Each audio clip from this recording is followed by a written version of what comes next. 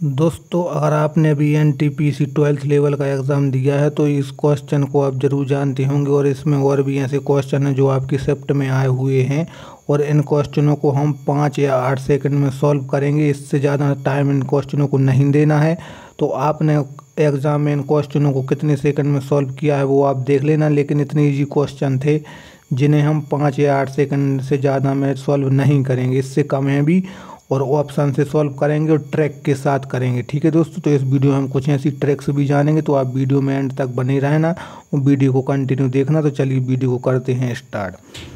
तो दोस्तों देखो, पहला क्वेश्चन है आपका कि निम्नलिखित में से कौन सी संख्या 44, 43, 48, 269 को विभाजित करेगी। ठीक है दोस्तों, तो अभी यह क्वेश्चन आपका 21 अगस्त को पूछा गया था शिफ्ट 1 में। ठीक है, तो इसे हम कैसे सॉल्व करेंगे। तो देखो, ऑप्शन दिए गए हैं आपके। सबसे पहले ऑप्शन है आपका 10। तो ये संख्या क्या आपकी 10 से विभाज्य होगी। तो ये संख्या आपकी 10 से विभाज्य नहीं हो सकती, क्योंकि इसका जो इकाई अंक है 0 नहीं है। 10 का जो डिविजिबिलिटी रूल कहता है वो आपका यूनिट डिजिट आपका 0 होना चाहिए। ठीक है दोस्तों, बाकी आपको बताने में ज़्यादा टाइम लूँगा मैं। बाकी आप इन क्वेश्चन को सिर्फ 2 सेकंड में सीधे ऑप्शन से सॉल्व कर सकोगे। ठीक है, तो देखो अब 10 से तो ये ऑप्शन नहीं होगा। और 12 से अगर कोई संख्या विभाज्य है तो वो आपकी 4 से भी होगी और 3 से भी होगी। ठीक है, तो 4 का जो डिविजिबिलिटी रूल कहता है वो यूनिट डिजिट आपके 2 4 से विभाज्य होने चाहिए। तो इसके 2 यूनिट डिजिट आपके 4 से विभाज्य नहीं होंगे, तो ये संख्या आपकी 12 से भी विभाज्य नहीं होगी। ठीक है, अब देखना है 19। तो 19 से पहले हम 9 को देख लेते हैं, क्योंकि 9 का आसान होता है अंकों का योग आपका 9 से विभाज्य होना चाहिए। तो 9 से 4 और 4 8 और 4 12 और 3 15 और 4 19। ठीक है, 19 और 8 27। तो इतनी तो आपकी 9 से विभाज्य हो गई, कट गए सारे। और 9 से ये भी विभाज्य हो गई। अब 6 और 2 8 बचा, तो 8 आपका 9 से विभाज्य नहीं होगा, तो ये संख्या भी आपकी 9 से विभाज्य नहीं होगी। इसका सही आंसर 19 आ जाएगा। अब तीनों ऑप्शन आपके गलत हो गए, तो आपका एक ऑप्शन तो सही हो जाएगा। ठीक है दोस्तों, तो मैंने आपको बताने में इतना टाइम लिया है, बाकी आप इसे सिर्फ 2 या 3 सेकंड में आसानी से सॉल्व कर सकोगे। ठीक है दोस्तों, बाकी वीडियो अगर अच्छी लग रही तो वीडियो को कर देना लाइक और अपने दोस्तों में शेयर जरूर कर देना। ठीक है, और चैनल को आप सब्सक्राइब जरूर से कर लेना, क्योंकि ऐसी इंपॉर्टेंट वीडियो आपको इस चैनल पर मिलती रहती हैं। अब देखो अगला क्वेश्चन देखते हैं। 2 क्रमागत जो प्राकृतिक संख्याएं हैं उनका गुणनफल दिया गया है 210।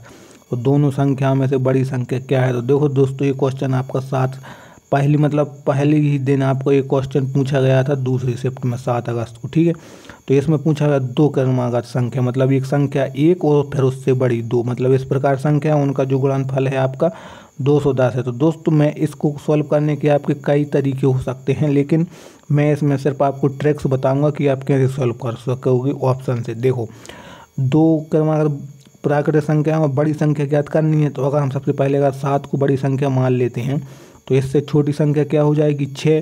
तो आपकी 2 क्रमागत संख्या हो गई, तो उनका गुणनफल आपका 210 है। तो इनका तो गुणनफल आपका 42 आ रहा है, आपका ये गलत हो जाएगा। ठीक है, दूसरी आपकी है 15।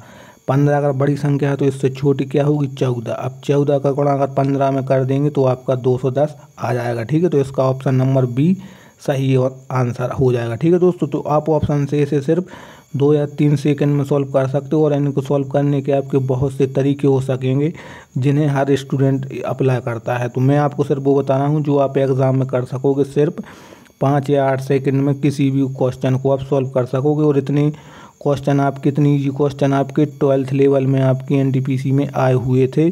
मैं आपको वही क्वेश्चन बता रहा हूँ। ठीक है, तो आगे से भी आप ध्यान रखना। देखो दोस्तों, एक क्वेश्चन इतना इंपॉर्टेंट क्वेश्चन है जो एनटीपीसी में हर शिफ्ट में रिपीट हुआ है और बहुत ही ईजी क्वेश्चन है 5 सेकंड वाला। ठीक है, ये क्वेश्चन आपका आया हुआ है 1 सितंबर को। ठीक है, यहाँ पर आप डेट भी देख सकते हैं। तो अब इसे हम कैसे सॉल्व करेंगे। तो 20 खरीदें और 5 मुफ्त पाएँ, तो इस पर छूट का प्रतिशत ज्ञात करना है। तो इसका छूट प्रतिशत हम कैसे निकालते हैं कि यहाँ पर सबसे पहले हम टोटल को देखते हैं। टोटल कितनी आपकी चीज़ें बिकी हुई हैं 20 है और 5 है, मतलब टोटल आपकी हुई हैं 25। ठीक है, 25 हो गई टोटल। अब इस पर हमें मुफ्त कितनी मिली हुई हैं 5, मतलब 25 पर हमें 5 फ्री मिली हुई हैं। ठीक है, अब इसका हमें परसेंट निकालना है। तो बस 100 से गुणा कर दो, 5 से काट दीजिए आपका 5 बार और 5 से 100 को काट दीजिए 20%। इसका जो आपका सही आंसर आ जाएगा ऑप्शन नंबर ए। ठीक है, तो मतलब इतने ईजी भी क्वेश्चन आपके आए हुए हैं जिन्हें आप 5 सेकंड से ज़्यादा टाइम नहीं देना है। ठीक है, बाकी ऐसे क्योंकि कुछ ऐसे क्वेश्चन हो सकते हैं आपके जिनमें आपको कम से कम 1 मिनट या 30 सेकंड का टाइम लग सकता है, लेकिन कुछ क्वेश्चन इतने ईजी आते हैं जिन्हें आप 5 सेकंड से ज़्यादा टाइम नहीं देना है। तो अब ठीक है, उन्हीं क्वेश्चन को हम देख रहे हैं। बाकी वीडियो अच्छी लग रही तो वीडियो को लाइक और चैनल को सब्सक्राइब जरूर कर लेना, ठीक है। देखो अगला क्वेश्चन है 5% और 20% की क्रमिक छूट के समतुल्य एकल छूट। तो दोस्तों ये क्वेश्चन आपका बहुत ही ज़्यादा इम्पोर्टेंट है और हर शिफ्ट में आता है, ठीक है।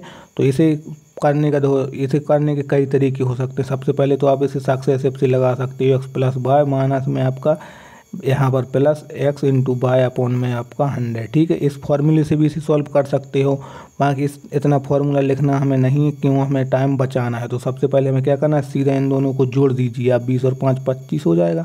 और इसमें से घटाना क्या है, हमें इन दोनों का गुणा, इन दोनों का जो गुणा होगा वो आपका गुणा हो जाएगा 100, ठीक है। और 100 होता है तो इसमें जो बटे में इसके 100 रहता है, ठीक है। तो हमें क्या करना पड़ता है कि इन दोनों को सबसे पहले जोड़ दो, 25 माइनस यहाँ पर जो 100 है, इन दोनों का गुणा और 2 अंक के बाद हमें पॉइंट लगा देना होता है, ठीक है। तो 25 में से 1 घट जाएगा आपका 24, इसकी 24% इसका सही आंसर हो जाएगा, ठीक है। इसे हमें ज़्यादा टाइम नहीं देना है, बिल्कुल ही इतने ईजी आपके क्वेश्चन आते हैं। अब देखो अगला क्वेश्चन है आपका कि एक धनराशि आपकी चक्रवृद्धि ब्याज की एक निश्चित दर पर 15 वर्षों में 3 गुनी हो जाती है, ठीक है। तो कितने वर्षों में यह 27 गुनी हो जाएगी। क्वेश्चन आपका 29 अगस्त को पूछा गया क्वेश्चन है, रिपीटेड क्वेश्चन है दोस्तों, हर शिफ्ट में रिपीट हुआ है, ठीक है। तो अब हम इसे सॉल्व कैसे करेंगे कि एक धनराशि है, ठीक है। तो हम मान के चलो कि 15 मतलब 1 से 3 गुनी हो गई, ठीक है। कितने, 15 साल लगे उसे, ठीक है। 15 साल में 3 गुनी हो गई। अब उसे 27 गुनी होने में कितने साल लगेंगे। तो अब यहाँ पर देखो है 3 का क्यूब है सीधा, तो हमें यहाँ पर साल बताने कितने साल लगेंगे। तो यहाँ पर जो आपका 3 का क्यूब है जो पावर आई उसका सीधा 15 में गुणा कर देना है। तो 15 तिया आपका 45 आ जाएगा, 45 वर्ष, मतलब कि 45 वर्ष इसमें इसका सही आंसर हो जाएगा, ठीक है। तो बहुत ही आसानी से आप 5 या 6 सेकंड में हर क्वेश्चन को सिर्फ ऑप्शन से टिक कर सकते हो, जिसमें हमें ज़्यादा टाइम नहीं देना है, ठीक है। और ये आपके आए हुए क्वेश्चन है अभी जो आपका एनटीपीसी का एग्ज़ाम हुआ है, ठीक है। अगला क्वेश्चन, किसी संख्या में 100% की वृद्धि करने पर 2760 प्राप्त हो तो संख्या ज्ञात कीजिए। और क्वेश्चन आपका 1 सितंबर को पूछा गया है, दूसरी शिफ्ट में, ठीक है। तो देखो इसमें हमें क्या करना है कि 100% की वृद्धि करनी है, मतलब कोई भी संख्या जो होती है अपने आप में 100% होती है और उसमें हमें 100% की वृद्धि और कर दी तो वो टोटल संख्या कितनी हो गई, 200%, ठीक है। एक प्रकार से तो हम इसे देख सकते हैं, क्योंकि इसे भी सॉल्व करने के आपके कई तरीके हो सकते हैं, सबका तरीका अलग अलग होता है, लेकिन हमें इसमें शॉर्ट ट्रैक देखनी है, ठीक है। अब देखो यहाँ पर 100% का मतलब होता है जो आपका, यहाँ पर देखो 100% का जो मतलब होता है आपका 100% है, इसका मतलब होता है 1/1। अब वृद्धि करनी है तो 1 में हमें 1 की वृद्धि करनी है, तो टोटल कितनी हो गई, 2, ठीक है। 2 हो गई, 2 का जो मान दिया गया है यहाँ पर ए दिया गया है 2760, और हमें 1 का मान ज्ञात करना है क्योंकि संख्या 1 थी, 1 में हमने वृद्धि की है 1 की, तो बस इसका हमें आधा कर देना है सीधा। तो इसका आधा कितना हो जाएगा, 1380, इसका आधा हो जाएगा, ठीक है। 2 से भाग कर देंगे और 1 का गुणा कर देंगे, 1380 आपका आंसर आ जाएगा, ठीक है दोस्तों। अगर वीडियो अच्छी लग रही तो वीडियो को लाइक जरूर करते चलना और चैनल को कर लेना सब्सक्राइब, क्योंकि ऐसी इंपॉर्टेंट वीडियो आपको इस चैनल पर मिलती रहती हैं, ठीक है। अब देखो अगला क्वेश्चन क्या बोल रहा है। अगला क्वेश्चन है आपका ट्रेन वाला, ठीक है। तो 36 किलोमीटर घंटा की चाल से चलने वाली कोई बस 5 घंटा में एक यात्रा पूरी करती है, ठीक है। और 10 घंटे में समान दूरी तय करने में उसकी चाल कितनी होनी चाहिए। अब देखो अगर 36 घंटा की चाल से चल रही है और 5 घंटे में,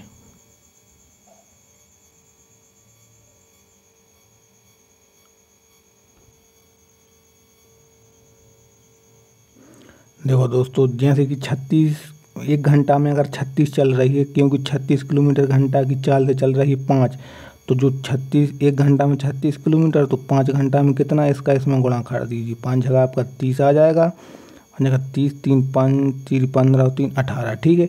अब टोटल दूरी होगी उसकी कितनी हो गई, 180 किलोमीटर, ठीक है।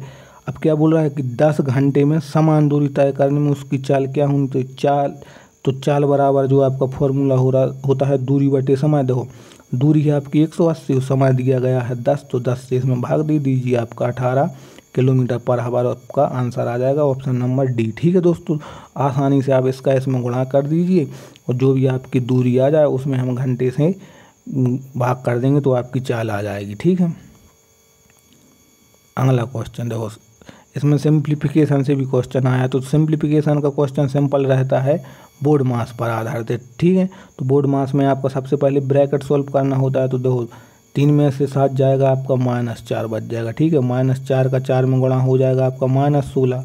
ठीक है, और 17 में से -16 जाएगा आपका 1 बच जाएगा। ठीक है, और टोटल आ जाएगा 167 बटे 1, तो इसका आंसर 167 ही आ जाएगा। ठीक है, ऑप्शन नंबर सी आपका सही आंसर हो जाएगा। ठीक है दोस्तों, अब देखा दोस्तों, आपने इतने इजी क्वेश्चन आ रहे हैं, आपको सीधा पूछ लिया है 34 का स्क्वायर। आपका क्वेश्चन आया है जो 4 सितंबर को दूसरी शिफ्ट में आया है। ठीक है दोस्तों, इतने इजी क्वेश्चन हैं, इन्हें हम सिर्फ 1 सेकंड में या 2 सेकंड में देखकर ही सॉल्व कर सकते हैं। 34 का स्क्वायर पूछा है, सीधो 1156 आपका सही आंसर आ जाएगा। ठीक है, अगला क्वेश्चन है 120, 144 और 168 का महत्तम समापवर्तक यानी HCF बताना है।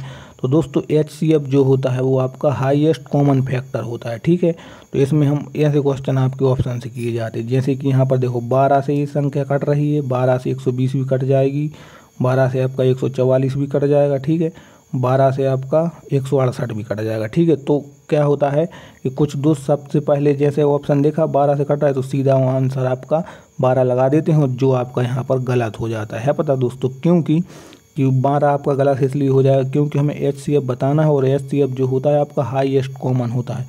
तो 12 से अगर कोई और बड़ी संख्या अगर इसमें मिल गई तो आपका 12 गलत हो जाएगा और दूसरी संख्या सही। देखो 12 से बड़ा हो गया आपका 24, और 48 भी बड़ा है, 36 भी बड़ा है, तो हमें बड़ी संख्या देखनी है सबसे पहले। तो आपका 48 से तो कटेगा नहीं, तो 48 आपका गलत है, 24 से कट जाएगा, 24 से ए भी कट जाएगा और 24 से ए भी कट जाएगा। ठीक है, तो इसका आंसर 24 हो जाएगा। ठीक है दोस्तों, तो जो HCF होता है आपका वो हाईएस्ट कॉमन फैक्टर होता है, ना कि छोटा वाला। तो अगर ऑप्शन छोटे से कट रहा है सारी संख्या, उसमें हम देख लेंगे अगर कोई बड़ा है तो उसका आंसर बड़ा होगा, अगर कोई बड़ा नहीं तो उसका आंसर छोटा हो जाएगा। ठीक है दोस्तों, बाकी वीडियो अगर अच्छी लगी तो वीडियो को कर देना लाइक और अपने दोस्तों में कर देना शेयर। ठीक है, और चैनल को आप सब्सक्राइब जरूर कर लेना, क्योंकि ऐसी इंपॉर्टेंट वीडियो आपको इस चैनल पर आगे भी मिलती रहेंगी। मिलते हैं नेक्स्ट वीडियो में।